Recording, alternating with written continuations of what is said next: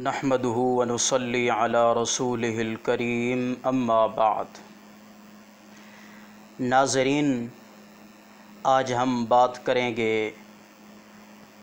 हकीकी गरीब और मुफलिस इंसान के मुताल्लिक़ कि हकीकी गरीब और मुफलिस इंसान कौन है।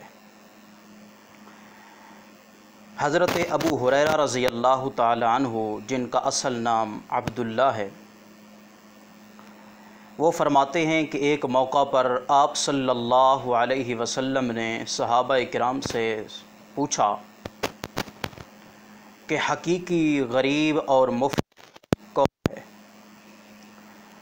तो बाज़ सहाबा किराम रिज़वानुल्लाह अलैहिम अजमाइन ने अर्ज़ की, या रसूल अल्लाह, मन ला दिरहम लहू वला दीनार लहू। बुखारी शरीफ की हदीस है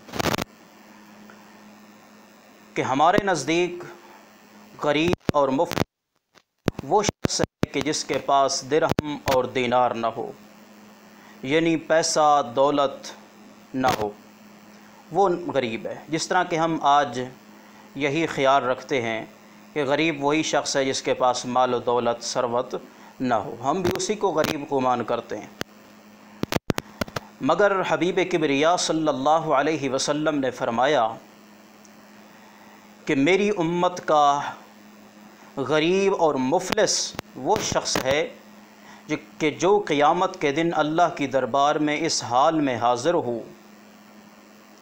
कि उसके पास नेकियों का ढेर हो, यानी उसने ज़िंदगी के अंदर नमाज़ें कसरत से पढ़ी होंगी, रोज़े भी उसने फ़र्ज़ी के अलावा नफली भी उसने रखे हुए होंगे, सदका खैरात भी किए हुए होगा, यानी कोई ऐसा शोबा नेकी का नहीं जो उसने ना किया हो।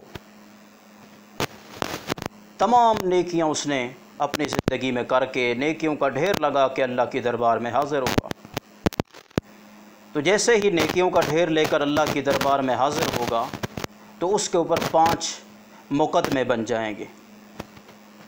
पहला मुकदमा, क़द शतम हाज़ा, कि इस शख्स ने दुनिया में किसी को गाली दी होगी। दूसरा, इसने किसी पाक दामन मर्द या औरत पर तोहमत लगाई होगी। तीसरा मुकदमा कि इसने यतीम का माल खाया होगा। चौथा मुकदमा कि शतम हाज़ा ज़रब हाज़ा, कि इसने किसी को मारा होगा, थप्पड़ मारा होगा। पाँचवा मुकदमा सफ़क हाज़ा, कि इसने नाहक कत्ल किया होगा। यानी ये 5 गुनाह किए होंगे, या इन 5 गुनाहों में से कोई एक गुनाह किया होगा, या 2 या 3 गुनाह किए होंगे। तो अल्लाह करीम फरमाएंगे कि जिसने गाली दी है या मारा है या यतीम का माल खाया वग़ैरह, उन हक़दारों को इसकी नेकियां दी जाए। चुनाचे उसकी तमाम नेक अमाल नेकियां उन हक़दार लोगों के अंदर तक़सीम कर दी जाएंगी। आप सल्लल्लाहु अलैहि वसल्लम ने फरमाया कि तक़सीम करते करते इस शख्स की नेकियां ख़त्म हो जाएंगी मगर हक़दार ख़त्म नहीं होंगे। तो फ़रिश्ते अर्ज़ करेंगे, या अल्लाह, नेकियां नेक अमाल इसके ख़त्म हो चुके हैं मगर हक़दार अभी बाकी हैं, तो अब क्या किया जाए। तो अल्लाह करीम फ़ैसला फ़रमाएंगे कि उन हक़दारों के गुनाह इस शख्स के ऊपर डाल के इसको दोज़ख के अंदर ले जाओ। तो अल्लाह के रसूल ने फरमाया कि मेरी उम्मत का हकीकी मुफलिस और गरीब वो शख्स है कि जो नेकियों का अंबार, नेकियों का ढेर लेकर, नेक आमाल लेकर अल्लाह की दरबार में हाज़िर होगा, मगर इसके बावजूद हुकूकुल इबाद उसने तलफ़ किए हुए होंगे, बंदों के हक़ उसने मारे हुए होंगे। तो अल्लाह के रसूल ने फरमाया कि ऐसा शख्स जिसकी नेकियां बंदों के हुकूक पूरा करने में चली जाएंगी और बंदों के गुनाह उसके ऊपर डाल कर उसको दोज़ख में डाल दिया जाएगा, ऐसा शख्स मेरी उम्मत का सबसे बड़ा गरीब है, काबिल तर्स इंसान है।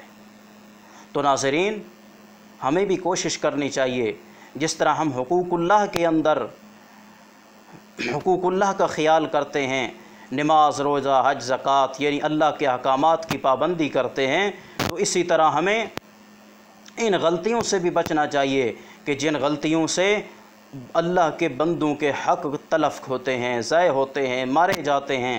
حقوق العباد کا بھی ہمیں خیال کرنا چاہیے، وگرنہ قیامت کے دن بھی ہماری یہ حالت اور پوزیشن ہو سکتی ہے کہ ہماری نیکیاں بھی بندوں کے اندر تقسیم ہو جائیں اور ان لوگوں کے گناہ اٹھا کر ہم دوزخ میں جا رہے ہوں۔ تو ایسی شرمندگی سے اللہ تعالی ہمیں محفوظ فرمائے۔ اللہ تعالی اپنی رحمت سے ہمیں گناہوں سے بچ کر رہنے کی توفیق عطا فرمائے۔